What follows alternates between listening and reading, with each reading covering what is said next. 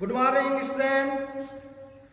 आज पुनः हम लोग हिंदी के बारे में व्याकरण सीखेंगे कि किस तरह से हिंदी व्याकरण का प्रयोग हम शुद्ध रूप से लिखेंगे, जानेंगे, समझेंगे। इसके पहले हमने आपके बीच में भाषा का प्रयोग बताया। भाषा के बारे में हम लोगों ने सीखा और समझा। तो देखा गया कि विश्व में अनेक प्रकार की भाषाएं बोली जाती हैं, लिखी जाती है एवं समझी जाती हैं। लेकिन आज इस कोरोना के दौर में जो हम लोगों का शिक्षण का कार्यक्रम चल रहा है, इसमें हम सभी लोग लॉकडाउन में घर पर ही हैं। तो हम चाहेंगे कि सबसे पहले एक छोटा सा एक्सरसाइज करते हैं जो हमारा इम्यूनिटी को बढ़ाता है, जिससे कि हमारा शरीर स्वस्थ रहेगा और हम अच्छे से पढ़ लिख सकेंगे। तो आइए हम एक छोटा सा एक्सरसाइज करते हैं। अपने हाथों को फैलाइए और अंगुलियों को चलाइए।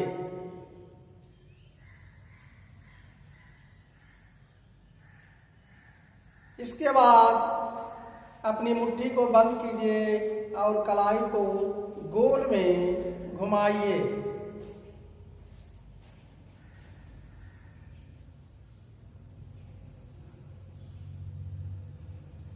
पुनः इसे उल्टे में घुमाइए।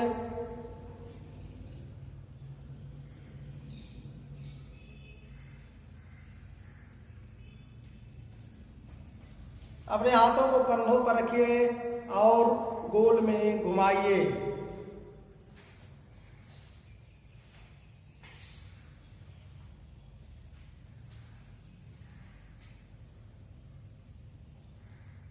पुनः इसे उल्टे साइड से घुमाइए।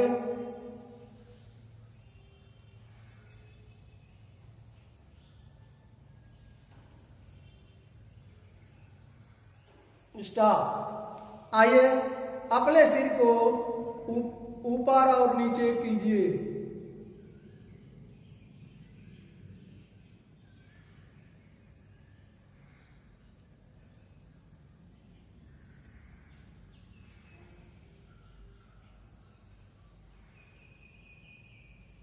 पुनः दाएं और बाएं कीजिए।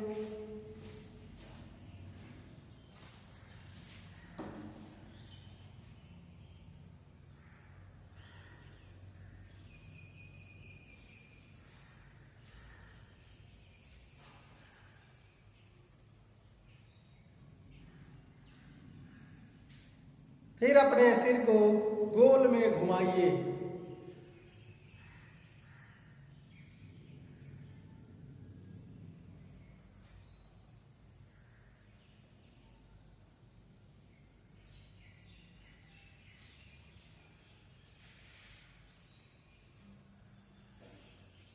फिर उल्टे में घुमाइए।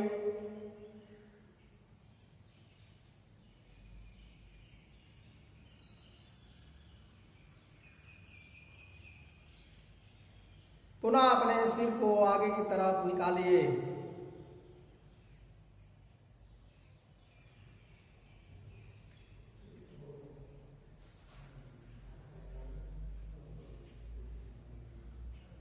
थैंक्स। इस प्रकार करने से हमारे शरीर की इम्यूनिटी बढ़ती है, जिससे कि हम स्वस्थ रह सकते हैं। अब इसके बाद आइए हम आज स्क्रिप्ट लिपि के बारे में जानेंगे, समझेंगे। स्क्रिप्ट क्या चीज होती है। बहुत पहले लोग जो है अपनी बातों को कहकर या बोलकर एक दूसरे को बताते थे, समझते थे।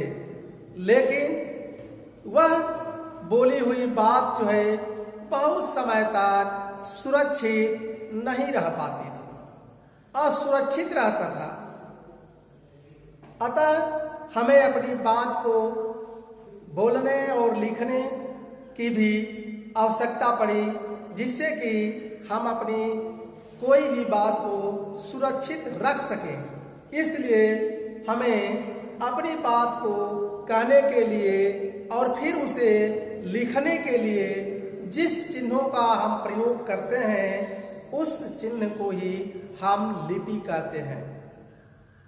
लिपि एक ऐसा अक्षर है, भाषा है, अक्षर है जिससे हम लिख करके और उस अपनी कही हुई बात को अनेक वर्षों तक, काल तक हम सुरक्षित रख सकते हैं, जिसे दूसरे लोग उसे पढ़ करके समझें और उस पर अमल करें। इसलिए स्क्रिप्ट जो है भाषा लिपि बहुत ही आवश्यक हो गया जब हमारी बात को कि कब कौन सी बात कहाँ कही गई और उसको किस तरह से अमल में किया गया और उसको लिपिबद्ध करके ही एक दूसरे के पास पहुंचाया जा सकता है, जो आने वाली पीढ़ी जो है उसे पढ़ करके समझ सकती है। इसलिए भाषा का प्रयोग जो है वैसे दो प्रकार से किया जाता है, पहला बोलकर या लिखकर। कहा गया है कि बोलकर कही गई बात जो है अधिक समय तक सुरक्षित नहीं रखी जा सकती, अधिक समय तक उसको अस्थायी रूप से नहीं रखा जा सकता है। इसलिए बोलने की बात जो है समाप्त हो जाती है और वह जो है असुरक्षित रहती है। लेकिन जो बात हम लिख करके रखते हैं और उसे लिपि करते हैं और लिखने में जिस चिन्ह का प्रयोग करते हैं वही चिन्ह को हम लिपि कहते हैं। जैसा कि विश्व में सभी भाषाओं को लिखने के लिए अलग अलग लिपि बनी होती है। विश्व में अनेक भाषाएं बोली जाती हैं, समझी जाती हैं एवं पढ़ी जाती हैं, लेकिन विश्व की अनेक भाषाओं को लिखने के लिए उनका अलग अलग ढंग है। इसलिए विश्व की विभिन्न भाषाओं की लिपियां भी अलग अलग है। जैसे हमारे देश में हिंदी, संस्कृत, गुजराती, मराठी आदि भाषाओं की लिपि जो है देवनागरी लिपि है। हिंदी, संस्कृत, मराठी, गुजराती भाषाओं की जो लिपि है हमारे देश में वह देवनागरी लिपि है, जबकि अंग्रेजी को रोमन लिपि में लिखते हैं, जबकि पंजाबी को गुरुमुखी लिपि में लिखी जाती है, रखी जाती है। इस तरह से विभिन्न देश की विभिन्न प्रकार की भाषाएं हैं जिन्हें हम लिपिबद्ध करके अनेक अनेक प्रकार के लिपियों के से बद्ध करके उसे एक दूसरे के द्वारा पढ़ी जाती है, समझी जाती है। आज इस देवनागरी लिपि की प्रमुख विशेषताएं 3 हैं।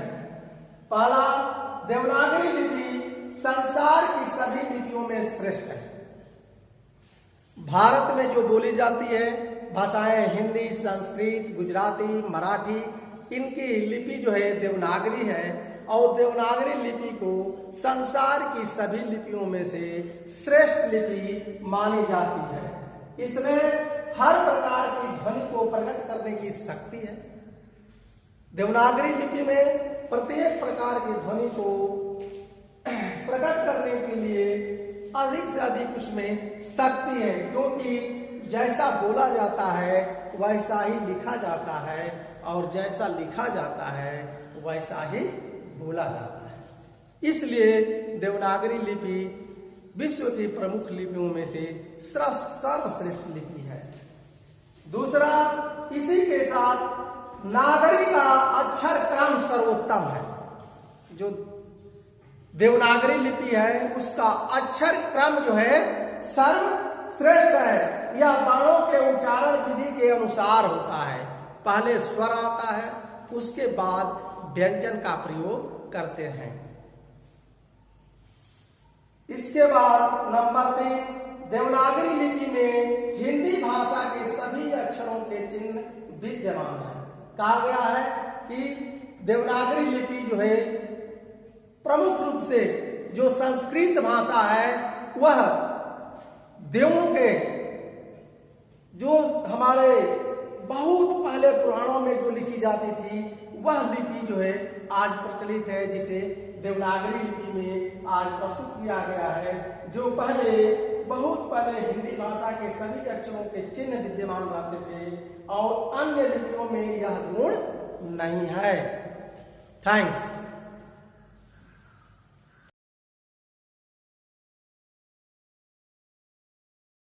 Number 1.